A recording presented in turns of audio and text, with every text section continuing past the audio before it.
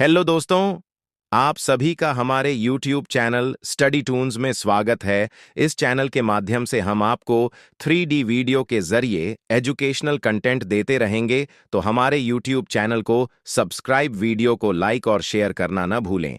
तो चलिए दोस्तों, शुरू करते हैं आज का टॉपिक। जब धरती पर जीवन ने आकार लेना शुरू किया, जब इंसान ने पहली बार खेती की, पहली सभ्यता बसाई, तब एक नदी चुपचाप बह रही थी। एक ऐसी नदी जिसने केवल पानी नहीं दिया बल्कि संस्कृति, आस्था और सभ्यता को जन्म दिया। उस नदी का नाम है गंगा।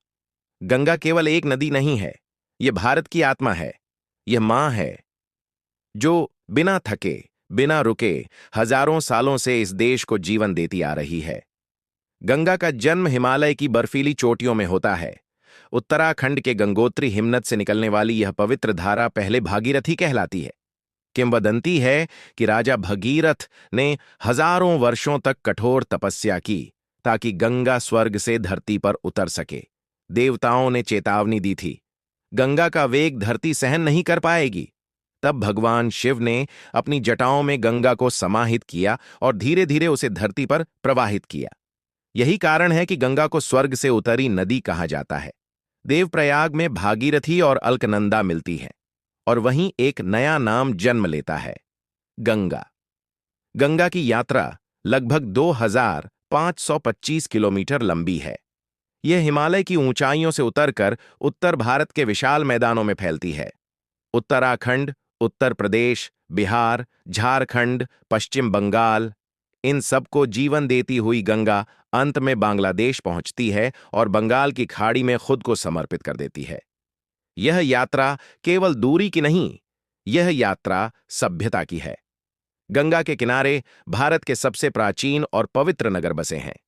हरिद्वार, जहां गंगा पहाड़ों से मैदानों में प्रवेश करती है। प्रयागराज, जहां गंगा, यमुना और अदृश्य सरस्वती एक साथ मिलती हैं। वाराणसी, जहां माना जाता है कि मृत्यु भी मोक्ष का द्वार बन जाती है। पटना, प्राचीन पाटलिपुत्र, जहां साम्राज्यों ने जन्म लिया। कोलकाता, जहां गंगा हुगली बनकर व्यापार और संस्कृति को आगे बढ़ाती है। भारत में गंगा को नदी नहीं, मां कहा जाता है, गंगा मैया। यहां विश्वास है कि गंगा में स्नान करने से पाप धुल जाते हैं और आत्मा शुद्ध हो जाती है। कुंभ मेला, दुनिया का सबसे बड़ा मानव समागम। गंगा दशहरा, छठ पूजा, कार्तिक स्नान, ये सभी पर्व गंगा से ही जुड़े हैं। लोग दूर दूर से आते हैं सिर्फ एक बूंद गंगा जल पाने के लिए। इतिहास के पन्ने पलटें तो साफ दिखता है, गंगा घाटी भारत की सभ्यता की पालना रही है। मौर्य साम्राज्य, गुप्त काल, मुगल शासन, सभी का विकास गंगा के तट पर हुआ। खेती, व्यापार, शिक्षा और संस्कृति, सबका आधार गंगा बनी। गंगा भारत की अर्थव्यवस्था की रीढ़ भी है। इस नदी के कारण उत्तर भारत की भूमि अत्यंत उपजाऊ बनी। धान, गेहूं, गन्ना और दालें सब गंगा के जल से फले फूले। लाखों किसान, मछुआरे और व्यापारी अपनी रोजी रोटी के लिए गंगा पर निर्भर हैं। गंगा केवल इंसानों की नहीं, अनेक जीवों की भी जीवन रेखा है। यहां गंगा डॉल्फिन, घड़ियाल, कछुए और सैकड़ों मछली प्रजातियां पाई जाती हैं। यह नदी एक चलता फिरता पारिस्थितिकी तंत्र है। लेकिन आज गंगा संकट में है। औद्योगिक कचरा, शहरों का गंदा पानी, प्लास्टिक और रसायन, इन सब ने गंगा को प्रदूषित कर दिया है।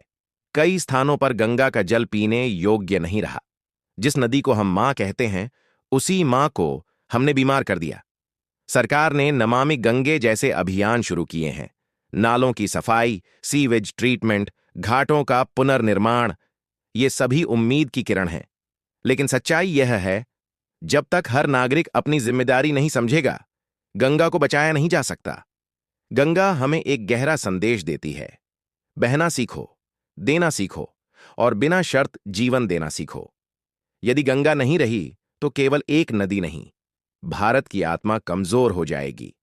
गंगा को बचाना मतलब अपने अतीत को सम्मान देना, अपने वर्तमान को सुरक्षित करना और अपने भविष्य को संवारना, क्योंकि गंगा केवल नदी नहीं, गंगा भारत है। अगर आपको और भी नदियों के बारे में डिटेल में जानना है तो कमेंट में नदी का नाम लिखें और अगर आपको वीडियो अच्छी लगी हो तो वीडियो को लाइक और शेयर करना ना भूलें। और अगर आप चाहते हैं हमारी हर वीडियो आप तक सबसे पहले पहुंचे तो हमारे YouTube चैनल को सब्सक्राइब करें और बेल आइकन जरूर दबाएं। धन्यवाद। इस वीडियो से आपको कुछ सीख मिली हो तो चैनल को लाइक, कमेंट और सब्सक्राइब जरूर करें। धन्यवाद।